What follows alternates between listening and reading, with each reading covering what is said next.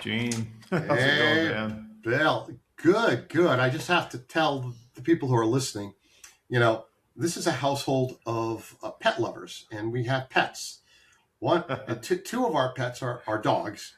And right as we were about to start, my dog started barking and going crazy, delivery people, and we had to pause and start over. So hopefully you won't hear too much doggy noise in the background.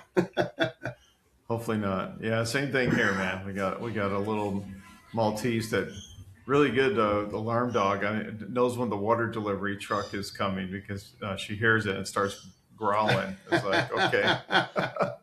There's nothing quite like having a beagle with that beagle hound dog bay barking. Hey, don't start, man. They're going to start responding. Yeah, I know, right? Well, anyway, welcome, folks. We're back on here. Today's topic is liver love. Okay, liver love. We're the liver love doctors today. That's right. It's about supporting your body's detox power naturally. Okay, so we're going to get into that a little bit. It's a Bioactive Insight episode, which, as you know, this is for consumers, and we have our little clip here.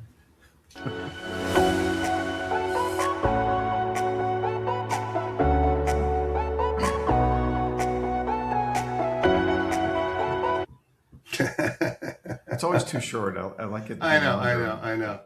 That's what you get for freebie things, Well, there you go. Yeah. You produce. But anyway, so yeah, it's a Bioactive Insight. We originally had planned our next Bioactive breakdown, but we had to postpone that. So stay tuned for that on April 20th. Which Your is birthday. Yeah, it's my birthday, coincidentally. And it's quantifying credibility. We have three great guests for that.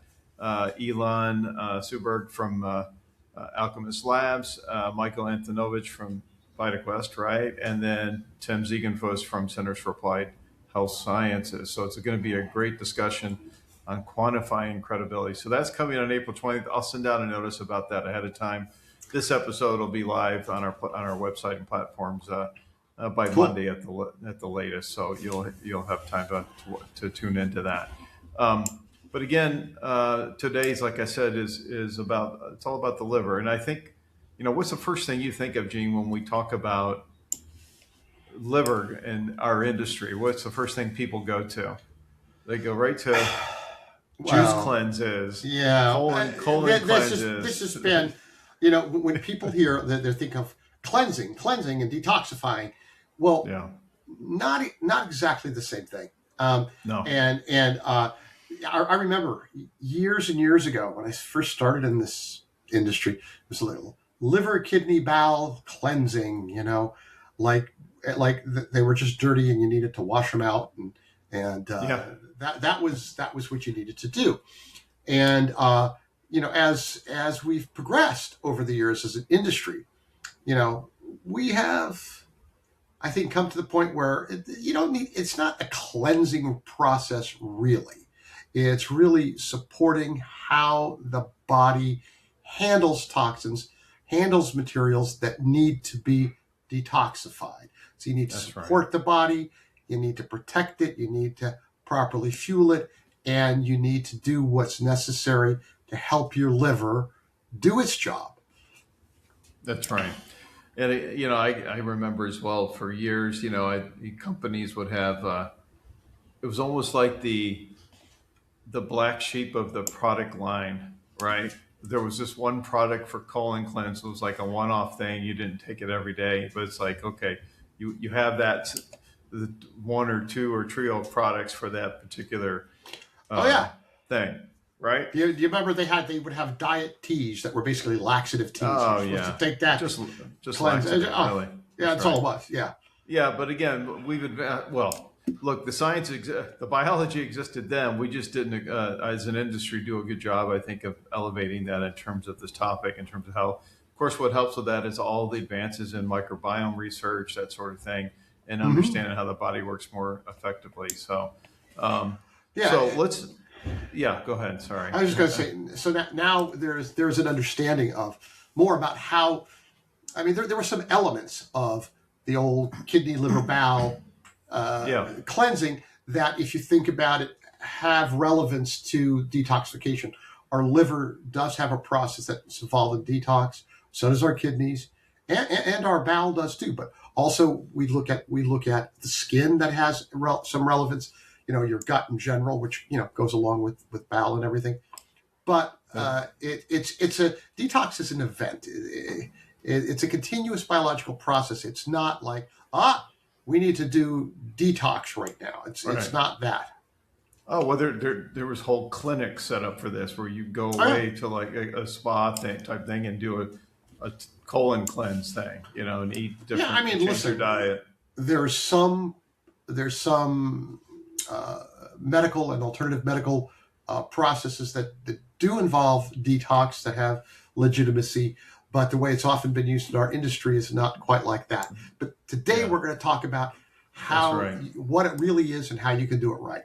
All right. Uh, So let's get in a little more details. Let's try and educate the folks here. So how the liver actually detoxifies. Let's spend a little time on that. And we'll break it down in simple, understandable steps. So you can see this is a overall process in the body, which is an amazing machine, so to speak, how it does things. So, and there's three phases to that, and we'll go through each one of these here. So I'll start with phase one here, Gene.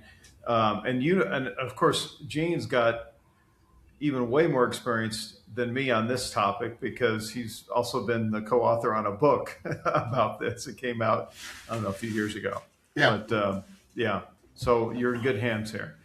Phase one is the activation phase. So obviously, the liver's job is to get rid of toxins in the body, things that can harm the cells, that sort of thing. It also contributes to aging and other issues, of course. Um, but in that activation phase, it's converting those toxins into reactive intermediates. And from a chemistry standpoint, what does that mean? That means it breaks down those toxins into components that could be bound with other things in the body to flush it out of To your help you get rid of it. to help you get rid of So it. So a simple way yeah, to think of it, not completely accurate, but a simple way to think of it is you've yeah, got water soluble toxins that your body can just kind of get rid of them through the kidneys, but there's other kinds that are more complex or not water soluble. right, Your body has to kind of make them more soluble. And so that phase one is yeah, just as Dr. Bill is saying, you're taking it, you're changing it so that you can attach something else to it so that your body can get rid of it. that's right. And which, And which it's not just what we ingest; it's also in the environment, things that we breathe, things that get into through the skin. absolutely, It's absolutely. everything. The liver is the machine to do that. That's Anyway, right. And so after phase one, that activation phase two is conjugation or complexing. And that's when right, you say, okay, I've taken this original toxin that's been sort of changed a little bit, and I'm going to attach something to it to help your body get rid of it. And that's right, there's that's right, actually 6 pathways in the liver that do that thing. The first is called sulfation. And the sulfation pathway is there to help in the detoxification of certain drugs, food additives, toxins you get from intestinal bacteria and from the environment. And, even just some normal body chemicals, steroid hormones, thyroid hormones that your body needs to process and move through. Then you have something called, it's a tongue twister, glucuronidation. And that is something that helps get rid of some of the, some commonly prescribed drugs you want to process those through your system, things like aspirin, synthetic vanilla, food additives like benzoates, and even hormones like estrogen that have to be processed. Your body has to get rid of it. Then you have glutathione, a really big pathway. And that helps get rid of things like acetaminophen, like Tylenol, process it, nicotine, fat-soluble compounds, heavy metals. Then you have the acetylation pathway that helps get rid of and detoxify certain sulfa drugs and antibiotics. And amino acids, the amino acid pathway, that's just for a range of toxic overload that might occur.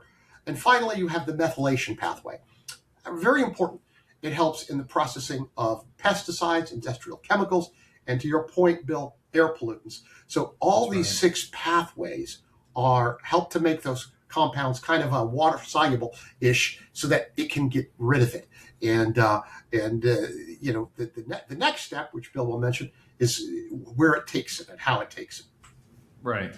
And those are all chemical processes. They're all chemical reactions that are enabled by enzymes. I forgot to mention cytochrome P450 enzymes.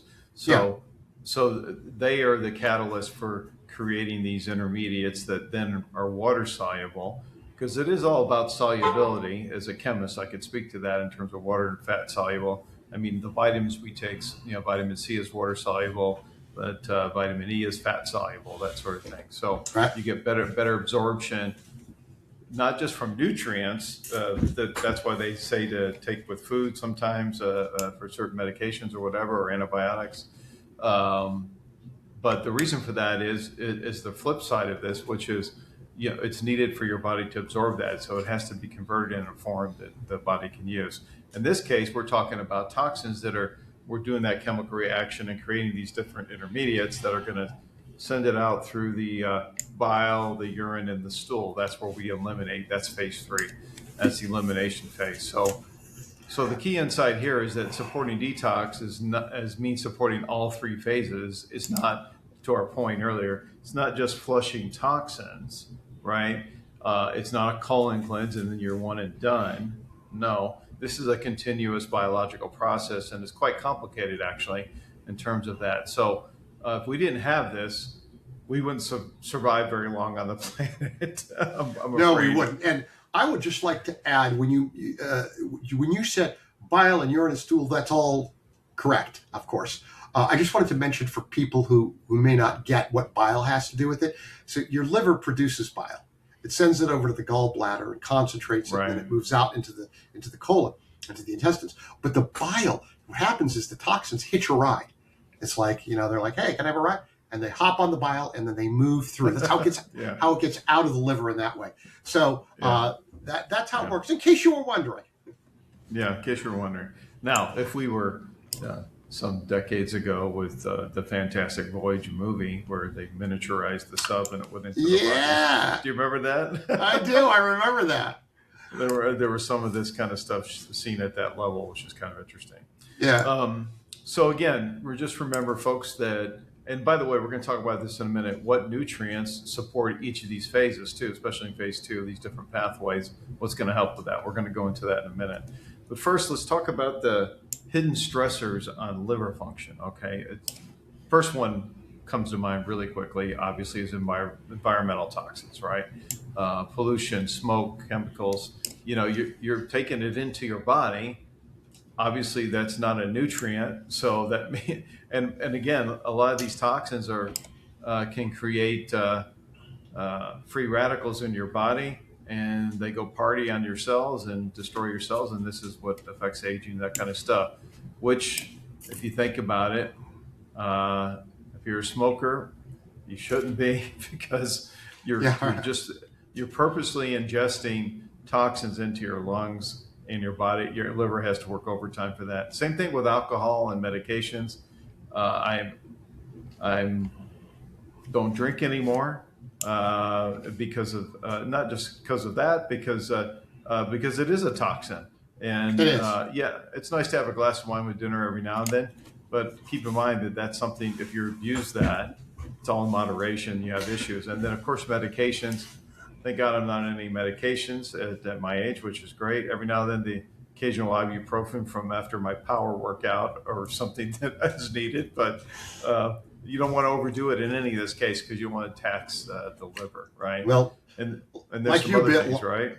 Like you, Bill, I really don't drink anymore. The only times I drink, and I used to go out to karaoke twice a week, have a drink or two each time. Yeah, that's a big Don't popular do thing. that. I still do karaoke, but I don't do the drinking.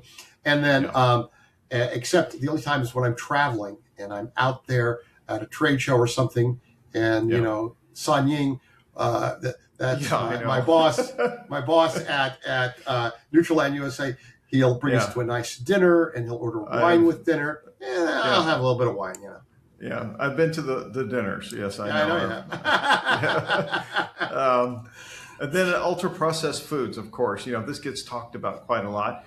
And if you're not getting a underlying connection here, and that is to the whole gut and microbiome, right? Because these things Yeah. are affecting your microbiome as well, which obviously affects absorption in a positive and negative way. In some cases, like you're going to absorb toxins even in some cases. So ultra processed foods, there's a lot of additives, that kind of stuff, and nutrient value goes down as that goes up.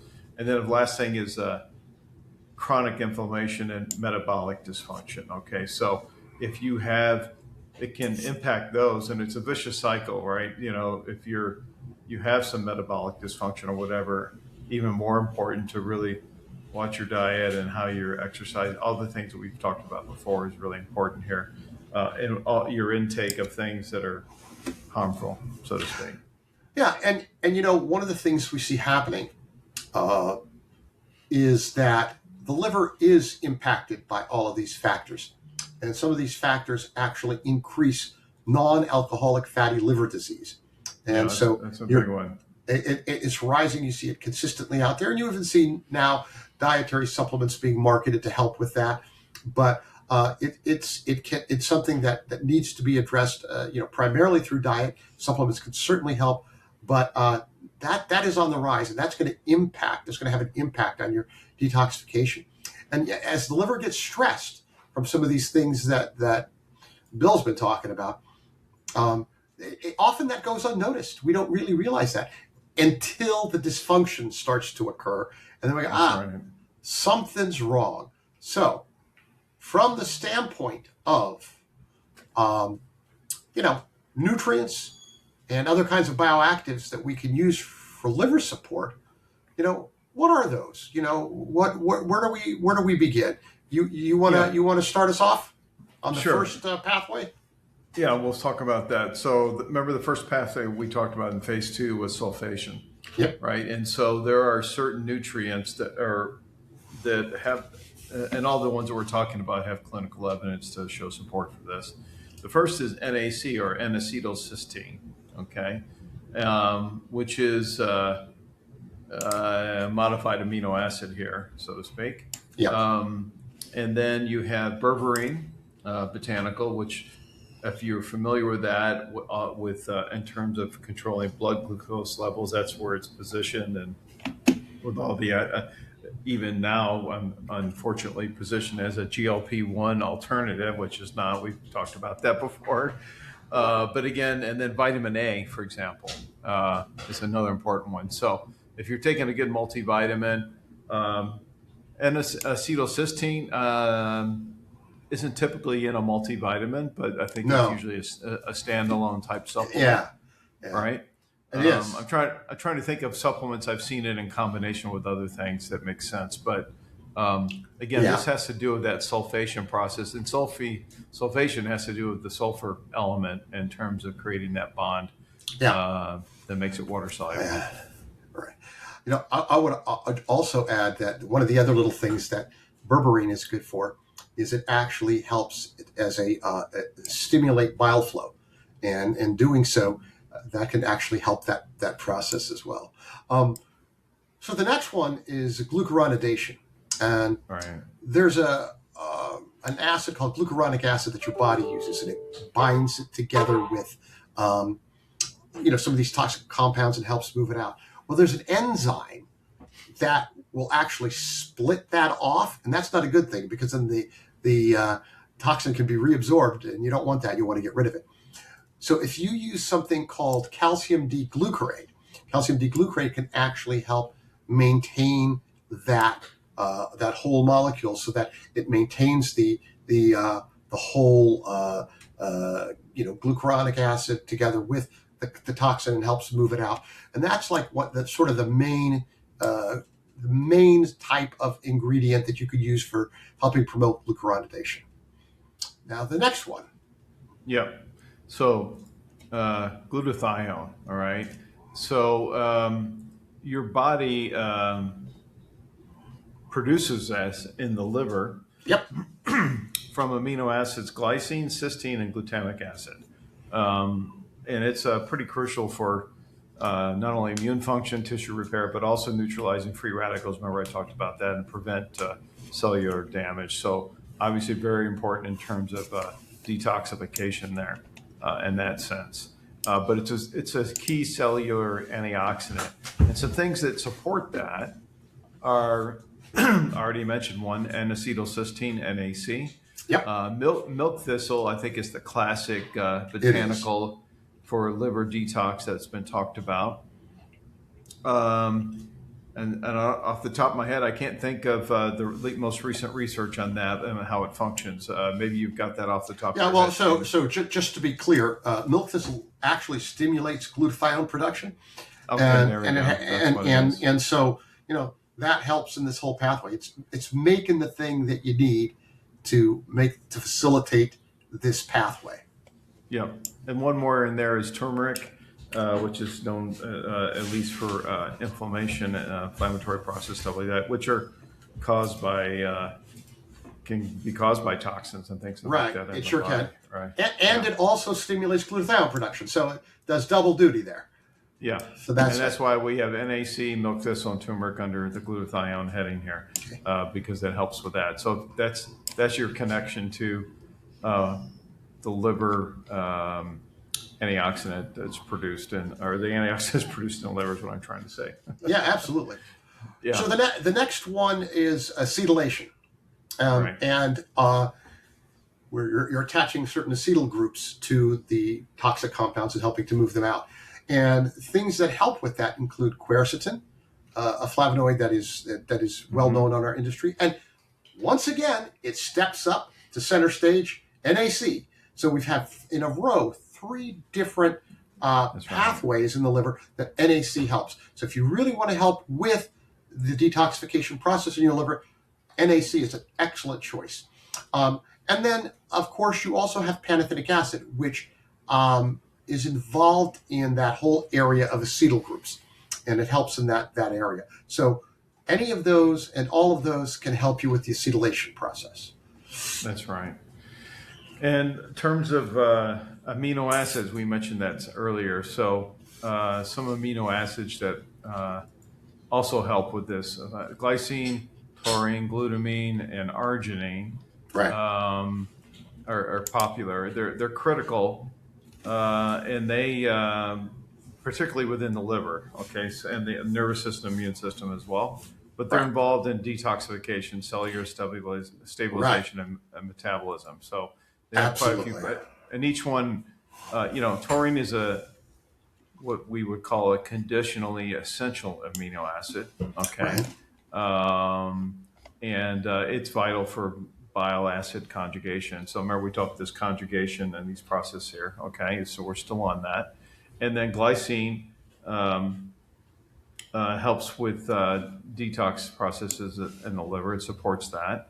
And glutamine, which is the most abundant free amino acid in the body, serves as a primary fuel source for gut cells and immune cells. It helps with a lot of things, but for in terms of liver function and detox, glycine and taurine are probably used.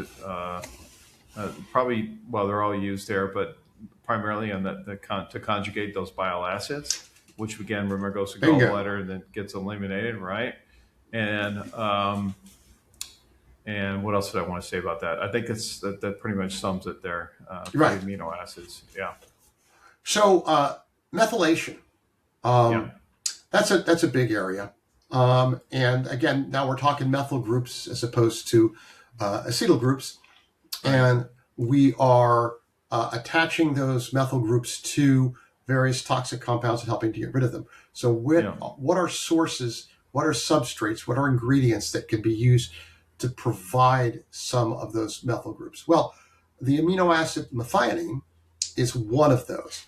Now, interestingly, the use of folate, B12, and B6 is also very helpful. And for those of you in the know, you may recognize those as ingredients that are used to help in lowering homocysteine levels through a process which does involve some aspect of methylation. So when you're using that, and then also betaine also helps to lower homocysteine. So all of those which help in that also help in this process of methylation. So again, methionine, folate, B12, B6, and betaine, all excellent for methylation. Yeah, and just let me say a point on methylation, acetylation for folks from the chemist's point of view. It's organic chemistry. Okay, so when we say methylation, that means we're adding to the compound that we're trying to get rid of. We're adding a carbon with three hydrogens. That's what's called a methyl group. So we're adding that functional group to that entity that helps eliminate it. Acetylation is carbon double bond oxygen and a methyl group. Okay, so it forms a bond with a particular toxin or whatever. And again, the enzymes facilitate all this to happen. They're the catalysts in the body to make that happen. So I just wanted to call out some chemistry there. When saying methylation, people, unless you're a chemist, you don't know what that means. It just sounds like a process. So again, our key message here with all these nutrients, and this is not exhaustive in terms of the list, I don't think, but No, detox, right? not exhaustive, but representative. Yeah, it's representative there, at least something within all those phases. So, do you need to be taking all these nutrients together at the same time? Well, I don't know products that include all these, but it's a combination of products you might want to look Well, you at. consider, I mean, again, you could look at Yeah. some key ones and go like, NAC. That's going to hit 3 of those. Yeah, there you go. So that's one you could probably add to your supplement stack for sure. So again, detox support is about enabling all these pathways we talked about, and not forcing elimination, but just facilitating the body to do it better. And again, as we age, our body doesn't function as well. So even more important, I think, to have these sorts of supplements. And by the way, we should say something about a topic that's it's not in our agenda here, but we did a show on this last year, remember, on hepatotoxicity, where there's been a lot of criticism on certain supplements and nutrients that could be toxic to the liver. And again, we spent a lot of time talking about that. Unfortunately, the reality is there's no real strong evidence to support any one thing could do that. You would have to eat like buckets of something probably for it to be a problem at the end of the day, right?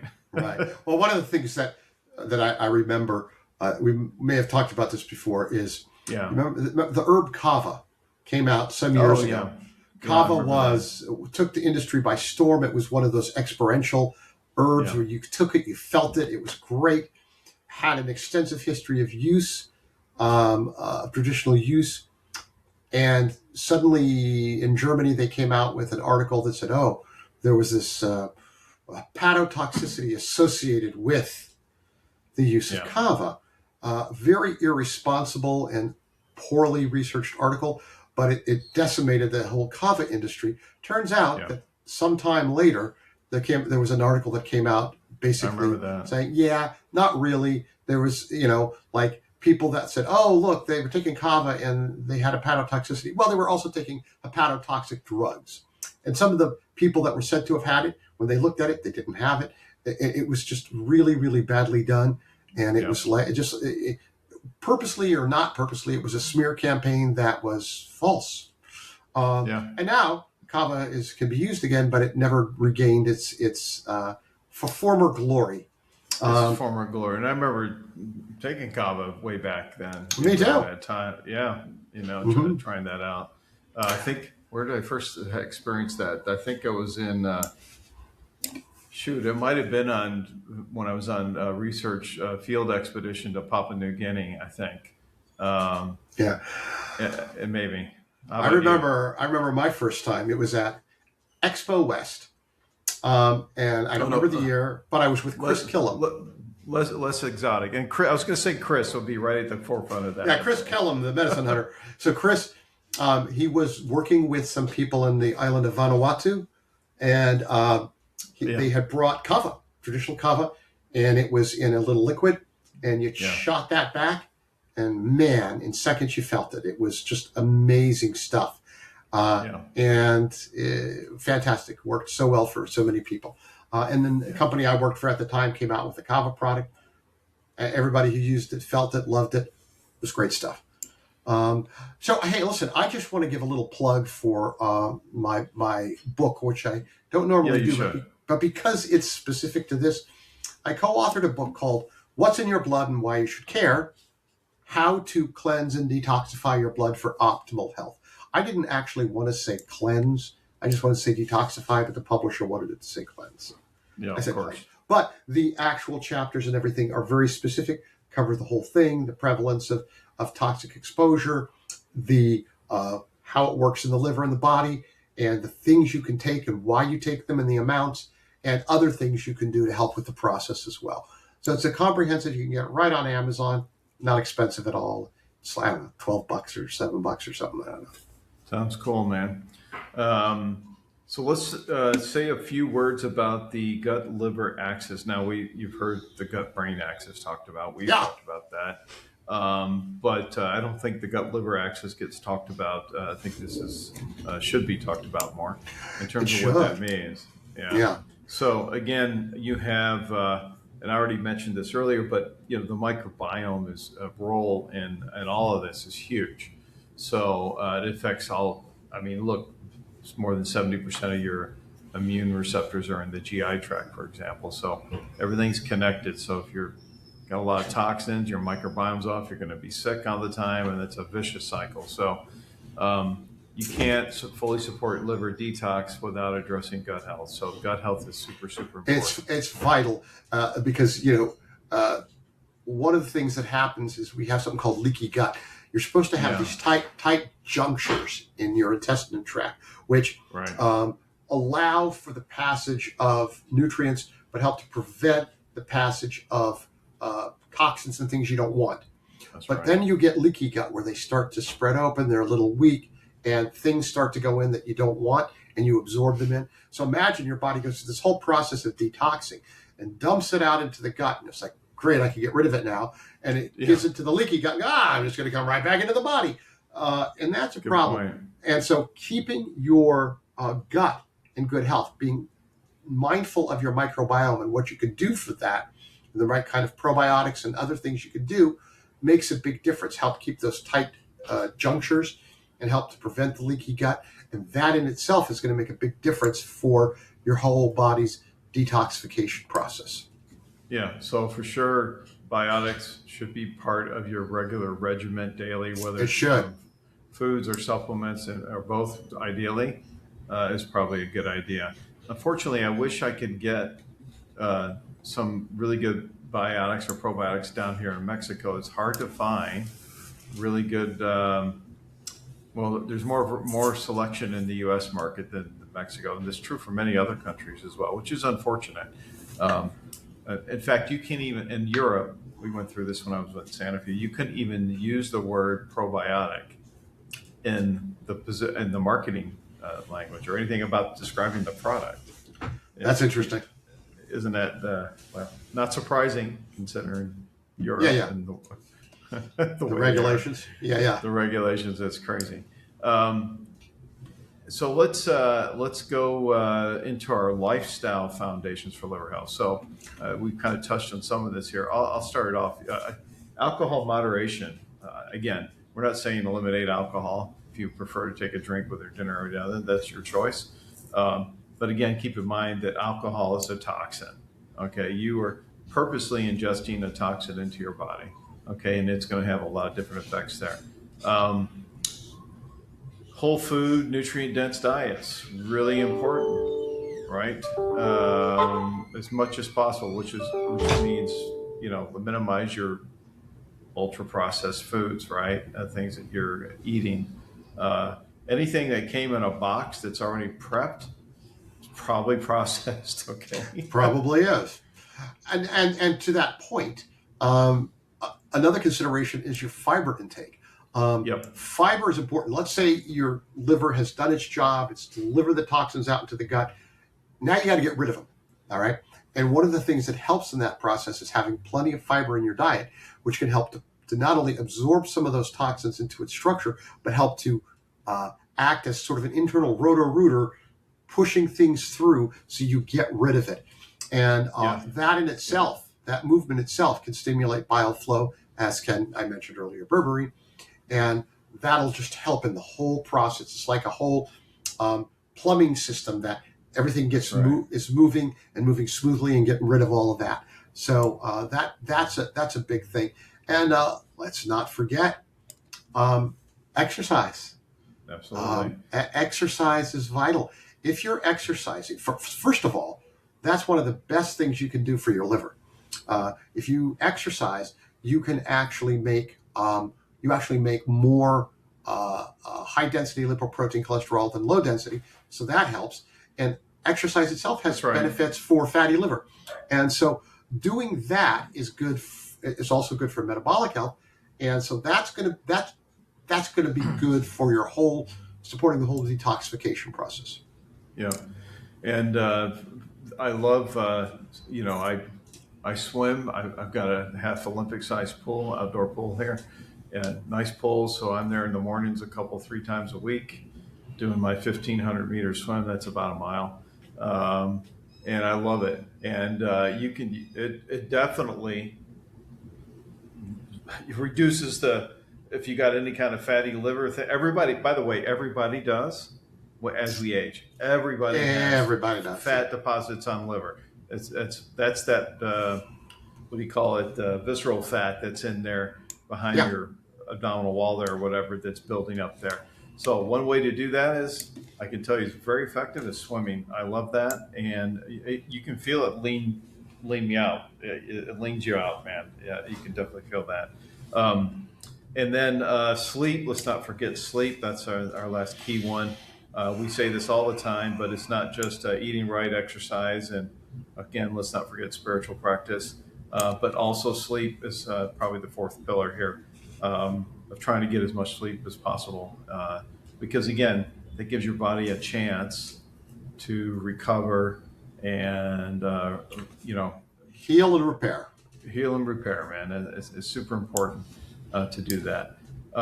So lifestyle, again, that's what we're talking about, is the primary driver of liver health, right? So, and supplements can support that. That's right. Yeah. So, so some practical takeaways to consider for those of you listening. So let's address, who do we think could benefit the most for liver support? Well, everybody needs it. Everybody needs to support their liver health. There's really no exception. But there are those people who maybe have a higher degree of toxic exposure that need to be concerned. Maybe you're working in industries with a lot of toxic exposure. Maybe you're living in cities where you're breathing in a lot more pollution and industrial waste. So those are people who may need it a little more. Can you think of any others, Bill? Well, that one actually comes to mind during my graduate school days, working in the organic chemistry lab. And yeah, I bet.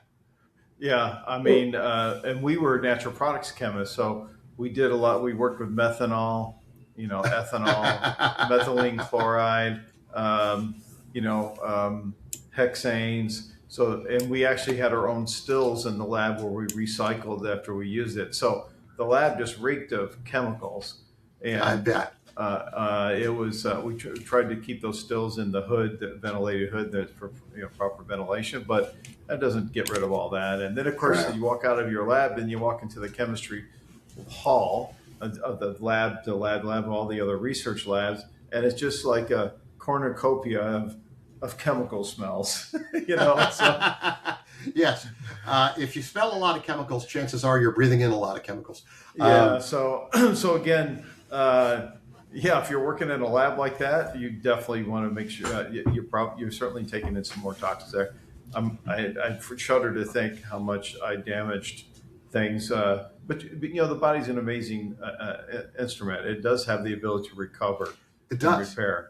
And if you give it things to help. To a point. If you give it things out. To a point.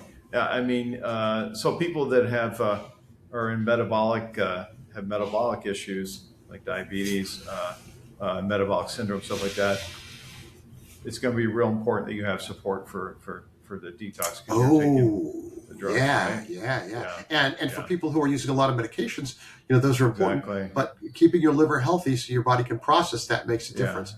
Also, listen, guys, we're talking about supplements you could use to help. But let's not confuse using some NAC or some milk thistle or things like that, with using all these cleansing detox products where it's Right. making here's stuff that has all these laxatives in it. It's got all this other stuff that's supposed to help you cleanse. Using too many of those things aren't good for you either, and can actually mess with your microbiome in a nasty way. So, be thoughtful about what your products are you using for detox. Don't overstack it with things that are not really involved in think cleansing, detoxification. You want detoxification, you want to support that. Cleansing, again, be careful with using too much stuff that is like supposed to cleanse your bowel, cleanse your kidneys, and I'll just Right. be careful about that. And I think it's important to mention, we're talking about stacking. You're just talking about the liver type products that support liver health.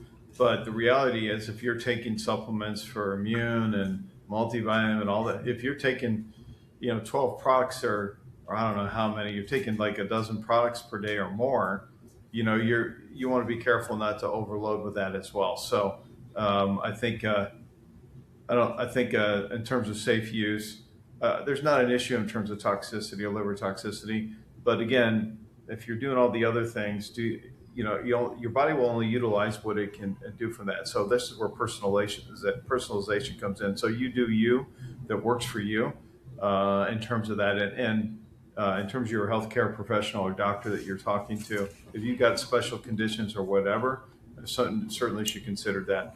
And what's going to help with that is when we get NutriSelect's app out there that knows the true science on these types of products out there and how it's going to benefit people, and then real world evidence from thousands and thousands of users is going to be instructive to really truly personalize not just these types of products but other products as well, man.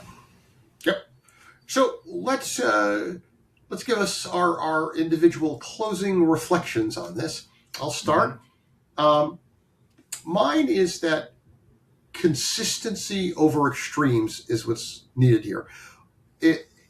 What we need to do is consistently eat a healthy diet, consistently do exercise, consistently get sufficient sleep, and consistently use some key supplements to help support the detoxification process.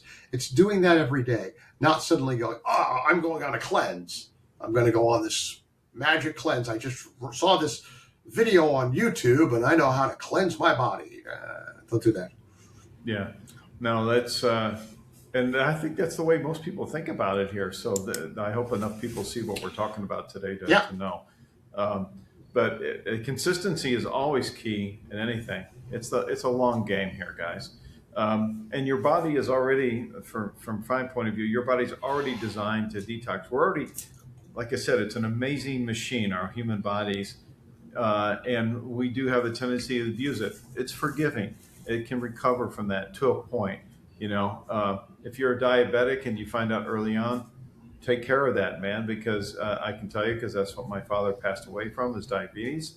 Yep. He didn't really do the exercise. He didn't really eat. He continued to eat the way he was eating, and guess what? He ended up where his body couldn't function anymore to do that, and the kidney shut down. You have renal failure at that Yep. point, and then that's when you end up on dialysis, where you have to have a machine detox your blood for you.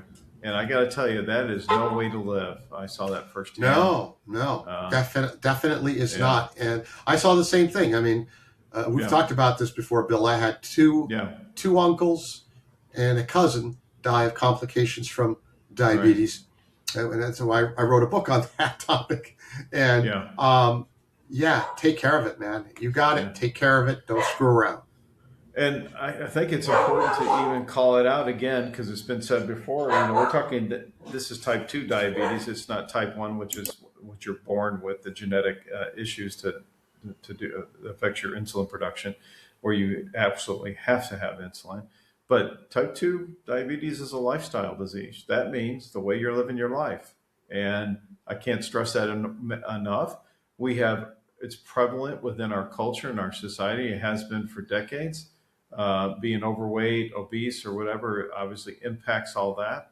So again, it's about a healthy lifestyle, guys, and being proactive about your health. And that's probably the important thing here. That's it for me, So, man. yeah, probably time to wrap this up. It is. So again, let's thanks for joining us today on this. If you have any questions for Gene and I, certainly reach out to us. You can find us on LinkedIn, connect through the website, however you want to do that, social media. And again, stay tuned. April 20th coming up is our next episode, Bioactive Breakdown, which I mentioned at the beginning, which is quantifying credibility. We have 3 great guest panelists for that. Stay tuned for the announcement on that. Anything else from you, Gene? I think that's it for now. Just Did you get that? Everything else from you, Jane. Oh, ba-dum-bum. For those of you who didn't get that, my actual name is Eugene Bruno, but I always go by Gene. Yeah, Gene is short, and like Bill is this short for William. Actually, most people don't know that. I found out, which is curious. Anyway, It is curious. Yeah. One last announcement from me is that I just finished my second book, The Way of Conscious Leadership, Where Spirit Meets Science.